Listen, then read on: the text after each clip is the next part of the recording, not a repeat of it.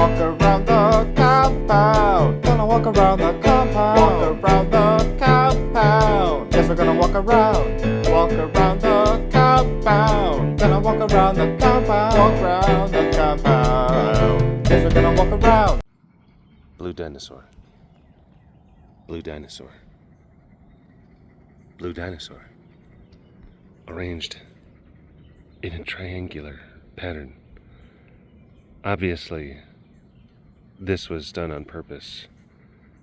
We don't have the technology in this day and age to move such monoliths and put them into such precise orientations. It must be aliens.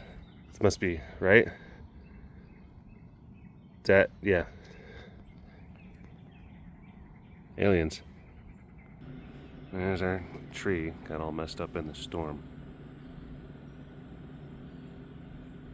It's like when the pretty girl in school gets into a car accident and loses an arm. She's still pretty, but it's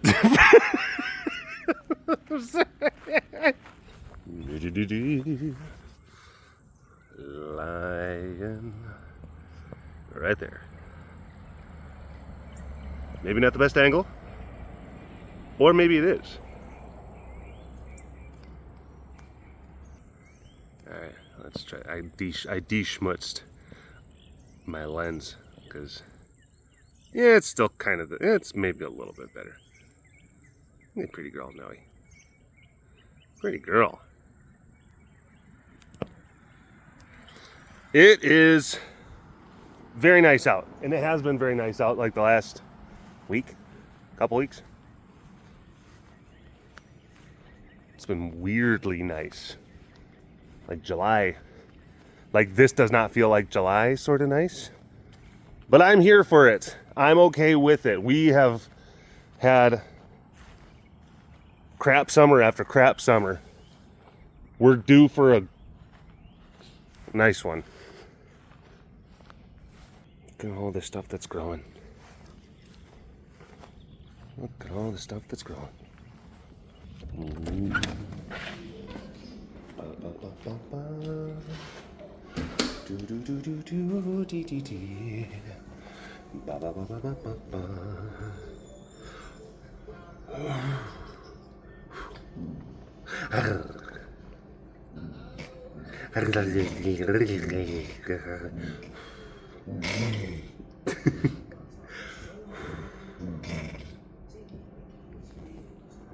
Hi, I'm Mister. How you doing? You are so stinking cute, you know that? Yeah, he's a good boy. I think Trooper's watching Teletubbies. I'm not gonna mess with him. Yeah, it's actually in the low 80s right now. It rained a little bit already this afternoon. I mean, I say already. Rained a little bit this afternoon.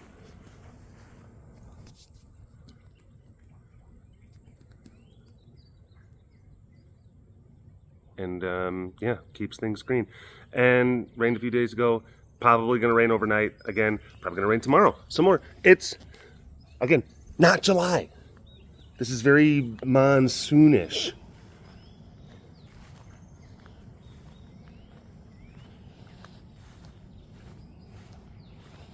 But once again, I'm okay with it. And every once in a while you'll have these wetter summers. Look at this boy. Look at this boy. Oh, goodness. Oh, look at those wrinkles.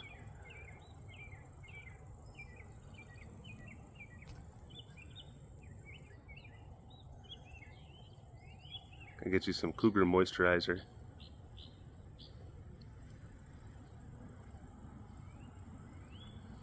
It's like one side of him is like melting.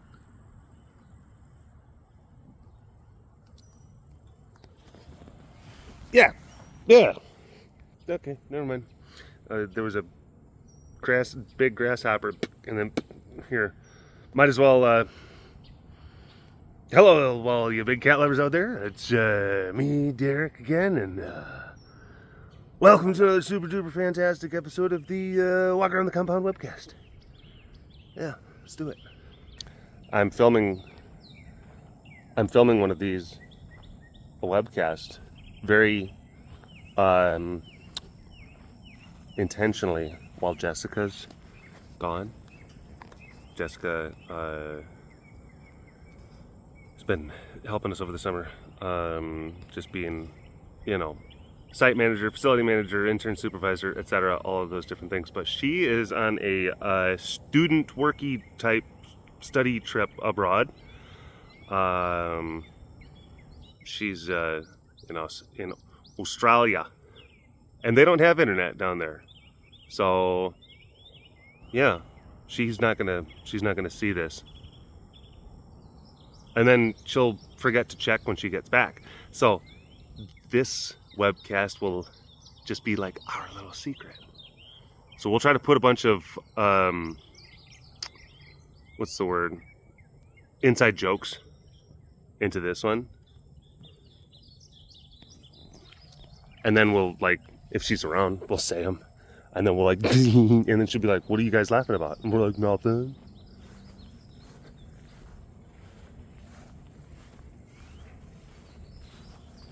Hi, Munch. Oh, he got a big belly. We fed last night. He's got a big horse head to his left, our right. And it looks like he's gonna have a post meal. Oh goodness. Oh, okay, yeah, proper.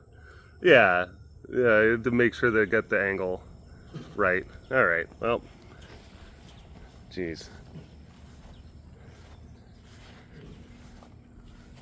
He's like a mailman.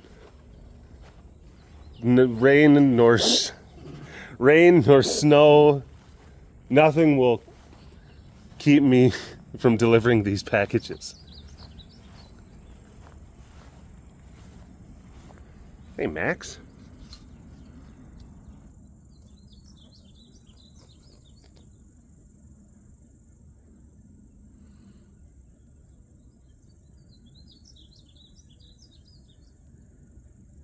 Him and I'm not going to sit there and say that, like, oh, we've turned a new leaf, but him and I have a slight yet somewhat noticeable, like, better tinge to our relationship. I'm not saying that he doesn't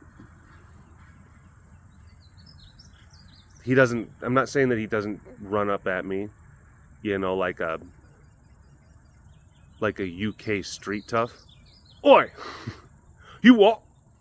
Like that. He's got big time football hooligan energy a lot of times. You what, bruv? And well, he hasn't been, like, when he has the option to be that, he hasn't always defaulted to that mindset, and that's a good thing. I feel good about that. There's a tiger back up over here. I should let you all know, pains me to say, but I made a bad stew. Oh, sorry, I wasn't paying attention. There's a Pete. I tried to make some stew with some ground beef and some rice and some, just different things, corn. Really simple. It just didn't turn out the way I wanted it to. And then it's one of those, like, where you try to add stuff to correct it and to fix it, and then it just makes it worse. It's like, okay, I made it better over here, but then this complementary thing doesn't line up, this flavor over here, and now all I have is a big pot of bad stew.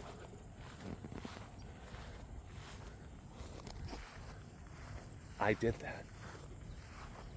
And I'm trying to come to terms with it right now to you all. Hoping that you can find it in your hearts and your souls to still follow and subscribe to this content. Even though I can totally understand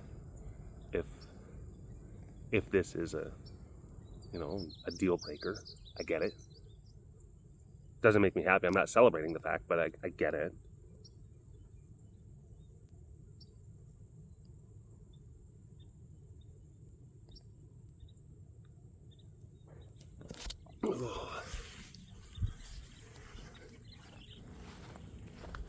Watch the Pee Wee Herman documentary that recently came out on HBO. It was very, very good.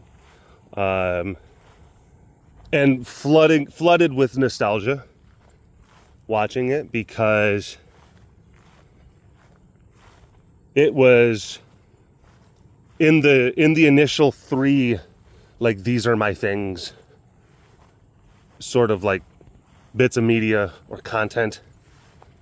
So like the first thing I could remember that entered into my little Derek noodle, my little Derek brain, was Pee-wee's Playhouse, and then there's Ninja Turtles, and then there's Thundercats. So those 3 things were like the very first things where I could like point at that and be like, that's my thing. I like that thing. Hi, Prin. I'm gonna clean enclosures tomorrow morning, and she has a very nasty swimming pool. It's not very good. It's not very clean. But that's kind of typical. Kind of typical.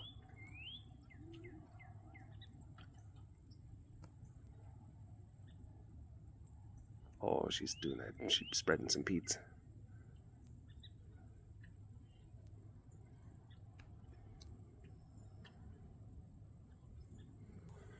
But yeah, and it was, I say the Pee Wee thing, but really it's about Paul Rubens, and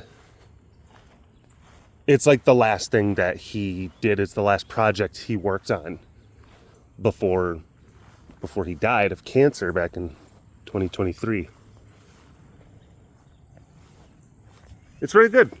If that's like a thing that you remember from childhood, highly recommend it, because he talks about the carefully crafted persona of Pee Wee Herman and how it evolved, and how like he was very guarded with his private life and stuff like that, and how like Paul Rubens like basically just didn't exist as far as his professional identity is concerned. It's very interesting, and just to see the evolution of the character and the evolution of his thought process. Very intelligent, very creative, very determined and hardworking guy who got, I'd say, some pretty unfair treatment.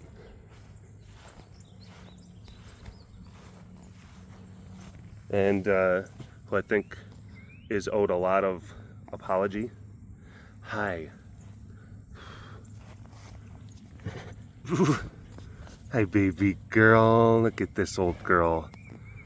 Yeah. Yeah. Good girl. Good girl.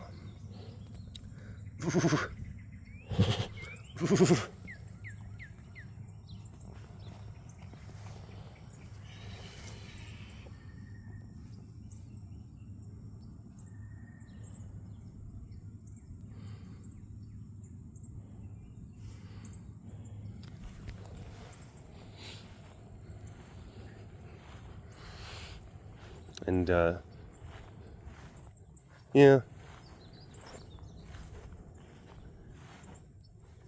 he comes off very sympathetic in the documentary, very charismatic still. I mean, well, not, you know what I mean, not technically still,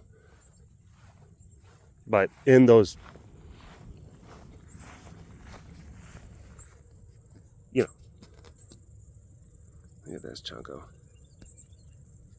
But yeah, I remember I had, and I remember I remember we lived in a house. My folks rented a house. So it was me, my mom, my dad, my older brother, my older sister. We lived in this house. And it was on a road called Ducharme Ridge. Because there's a bunch of different French named roads and geographic landmarks in the place that I grew up. I mean, my hometown is called Prairie du Chien, or Prairie du Chien, as the local yokels now call it. Prairie du Chien, yeah, founded by the French. But yeah, Ducharme, that was where we lived, and that's where I always think of Ducharme Ridge as like that's where my conscious self woke up.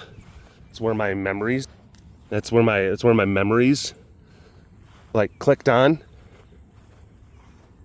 Or basically, how. Oh my gosh! Oh, he was doing a cute thing, and now he's not exactly, but it's okay.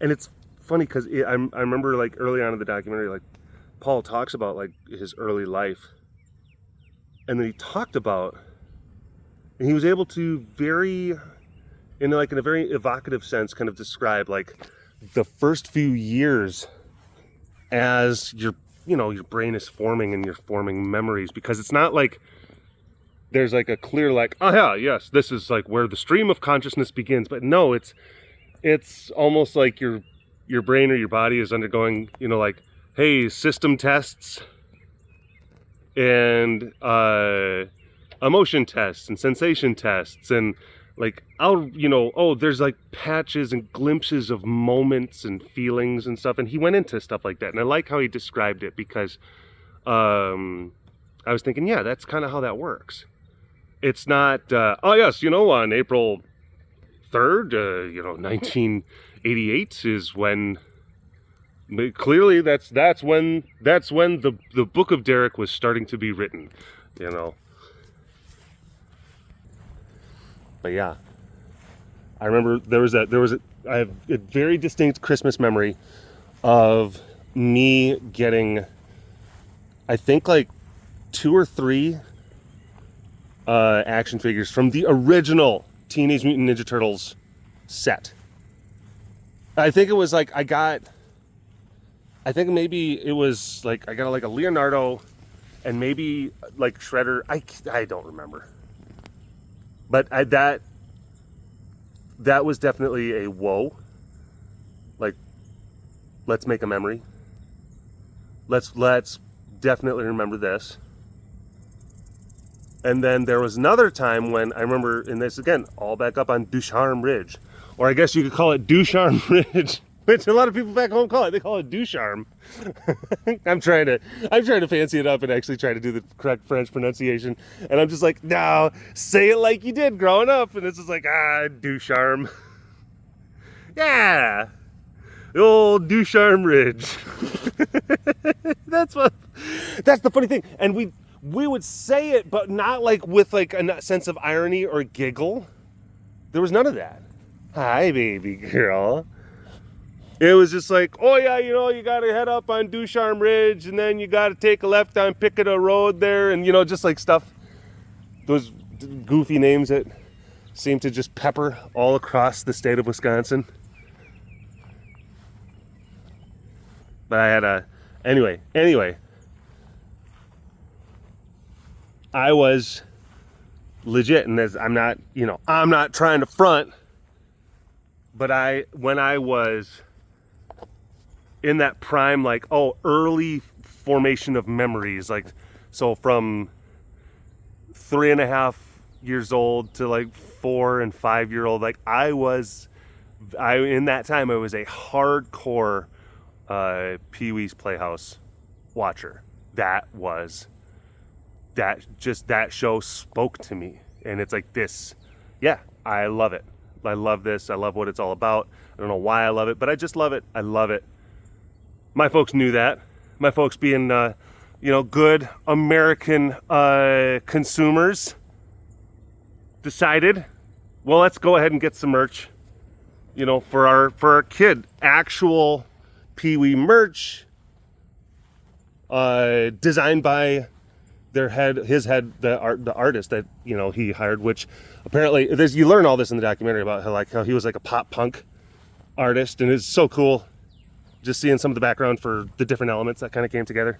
Anyway, I had like a shirt and a jacket, like a cool, and it was like, it looked like a varsity like Letterman jacket. I think it was basically like my prized possession for like 2 months, because I had it, and then the incident in Sarasota happened, and I never saw any of my Pee-wee merchandise ever again. I remember, and at the time I was also I was a 5-year-old undiagnosed ADHD kid. So then I was just like, where's my Pee-wee? And my mom would be like, it's, it's not here. And I'm like, okay. Well, it's a bummer, but whatever. I got my turtles, and yeah, it's fine. Yeah. Sarasota. Big circus town.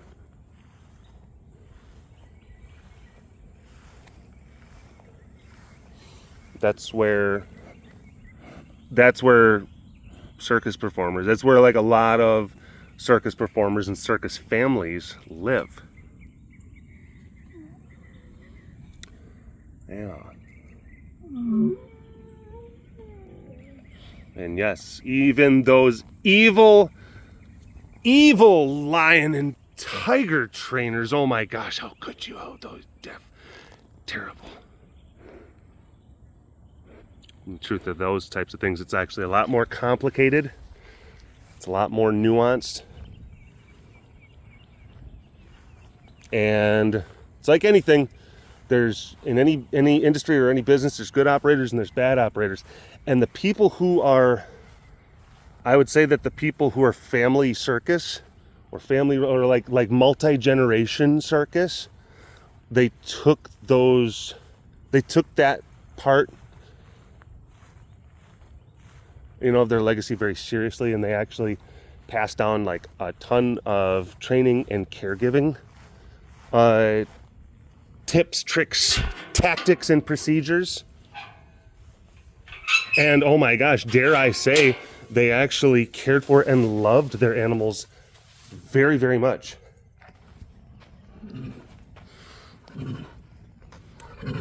How do I know this? Because I know, or I have known, circus people. And I mean like real circus people, because that's the other thing I didn't realize. Not every circus person is the same. And it's kind of the difference between old money and new money kind of thing. So again, it's one of those things where if you were born into it, if you were born into animal training family, again, it's like you have generational knowledge that gets passed down and generational reputation that you have to uphold.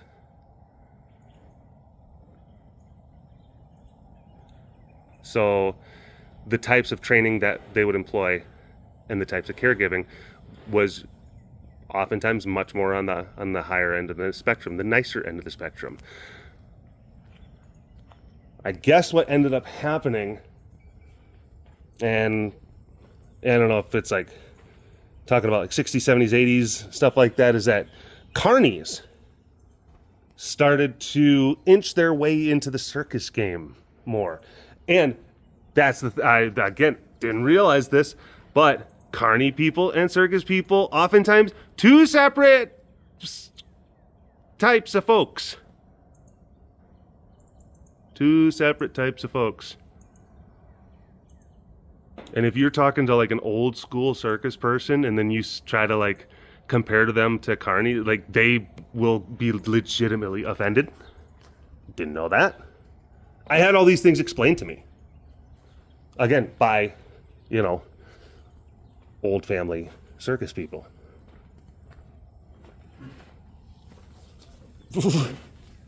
Hi. Long time ago.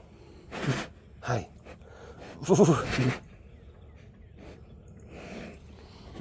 I thought it was fascinating.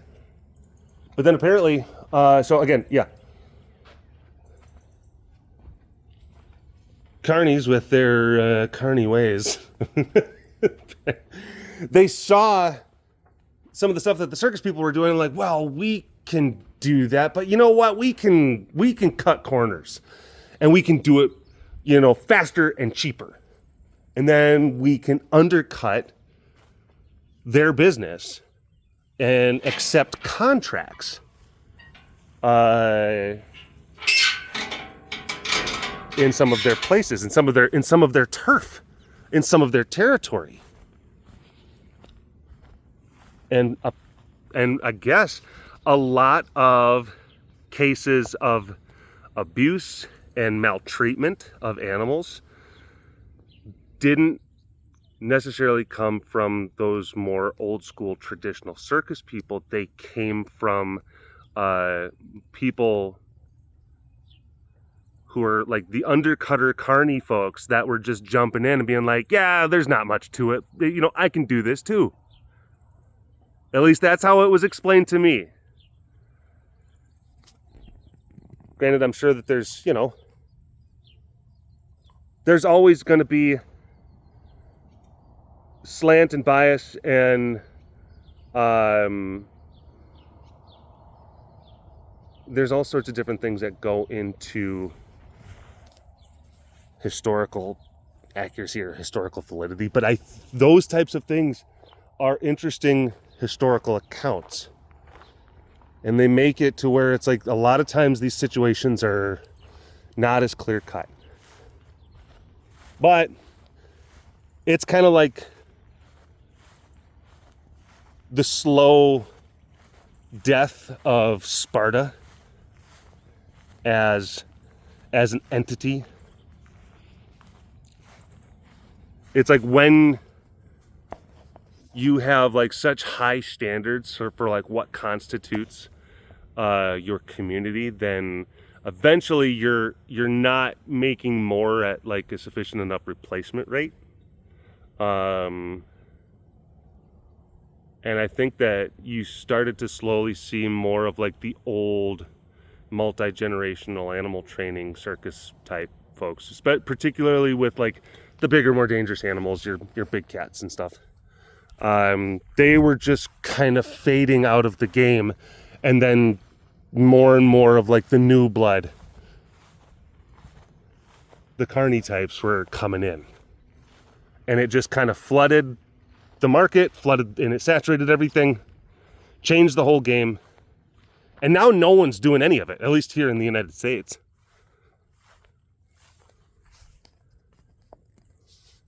Which ultimately I'd say is a good thing. I'm not trying to sit there and say just like, I know people might be sitting there like, let's bring back this. That's not what I'm getting at. I just am trying to point out the fact that it's very easy for people to vilify others who, you know, are stewards of these animals. And it's easy to change narratives. It's easy to construct narratives, propagandize.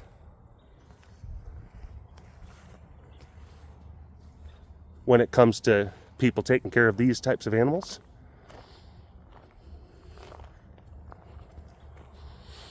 It wasn't a time too long ago when there were, you know, like highly regarded breeders who, you know, were well known amongst, you know, like the wider zoologic community. And it was once thought That like, oh, you're actually, these people are doing a very valuable service to conservation efforts.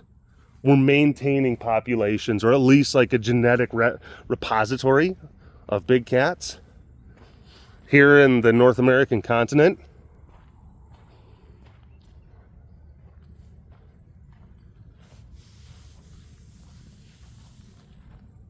And then you fast forward a few decades and it's like, oh my gosh, these dirty, scummy backyard breeders. How dare they? And look at the and it's like, yeah, there was a lot of, look, again, everything, like there's a lot of complicated stuff.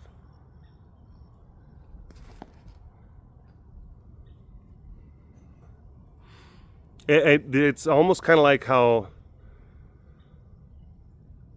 when you hear like someone in at least like in their 70s and above, when they say like, hey, we didn't realize that smoking was bad, like they actually mean that. They don't get me wrong, they've known that it's been bad for kind of a long time, but I guess like the scope and degree, it's like we didn't have decades of like American Cancer Society knowledge like you guys have now, and it was just such a pervasive part of our culture and our society. It was everywhere. It was everywhere.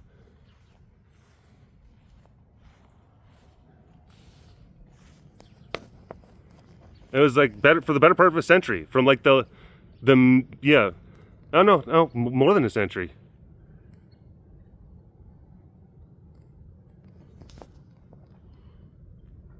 I'm trying to think of like, maybe, because yeah, tobacco's been around for, you know, since prehistory, but I'm talking about like modern tobacco and tobacco industries, I guess I should say.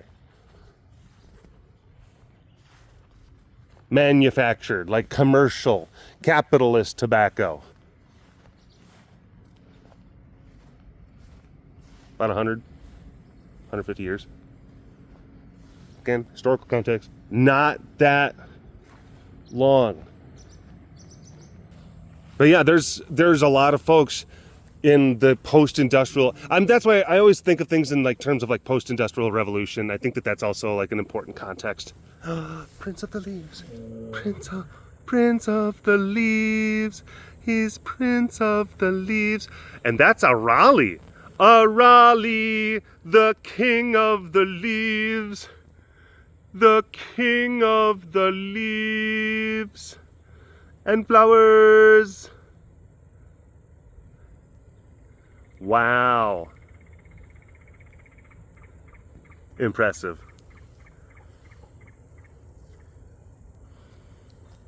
Yeah, entire generations.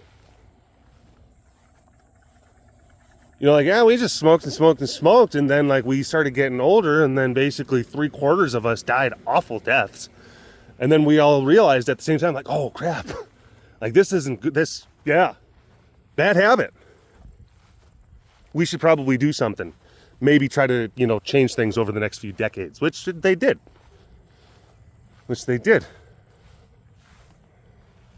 Momo.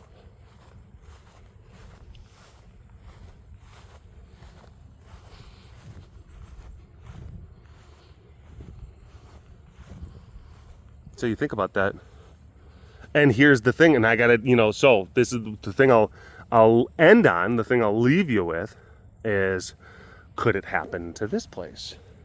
Sure, it's well regarded now, but think about 100 years from now. Are people gonna have different value system? Are they gonna have different, you know, are they gonna look back and they're gonna say like, oh, it's awful and it's terrible that you kept these animals captive, regardless of the context? This was still, a tragic circumstance.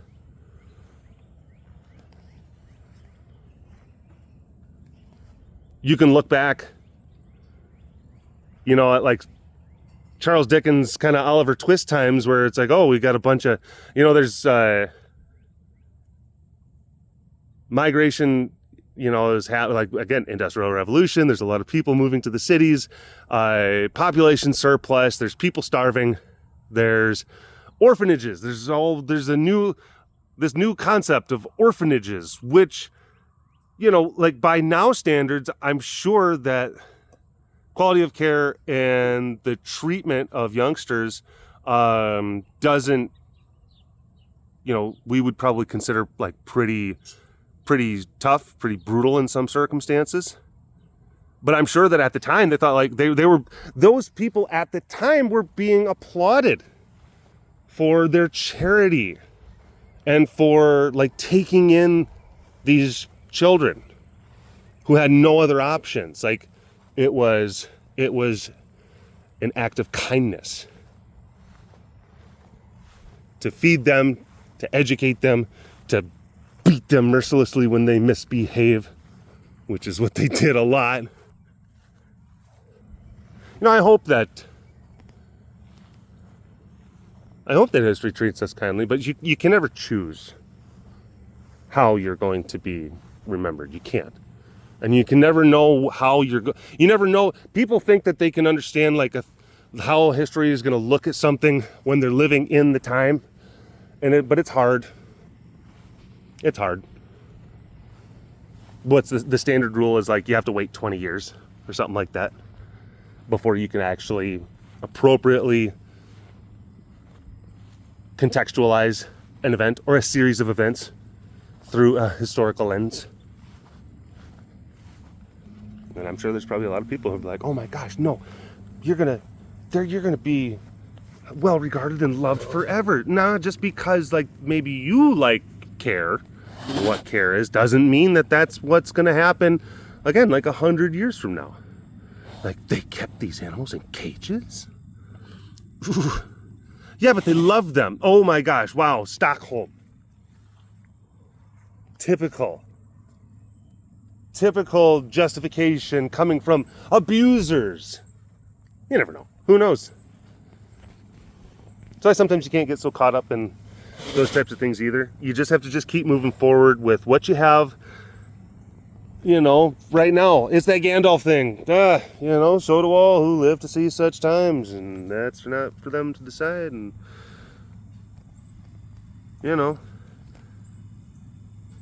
figure out what to do with the time that is given to you. Melon, fool of a took.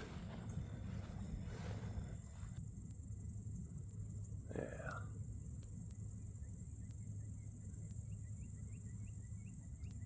And I guess the most important thing though for this and right now is that I don't think about those things, or I don't let it, maybe I think about them, but I don't let it worry me, because I'm still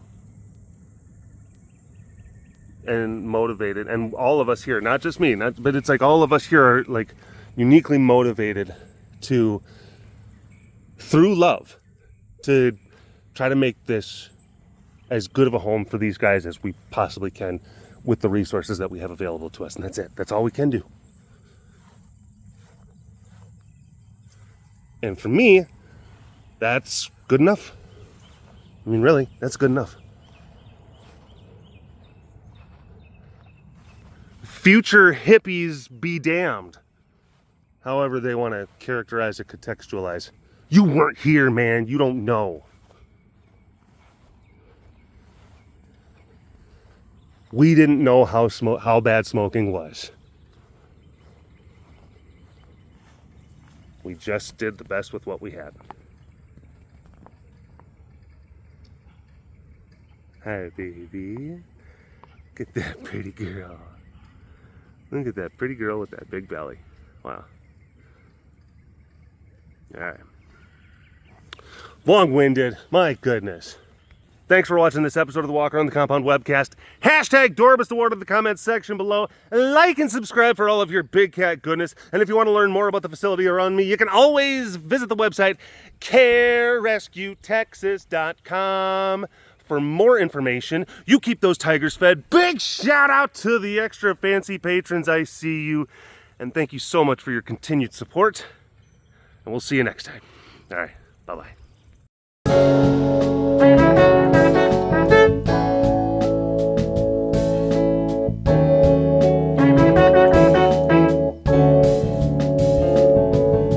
The webcast is now over. Thanks for watching. You should like and subscribe for more Big Cat content.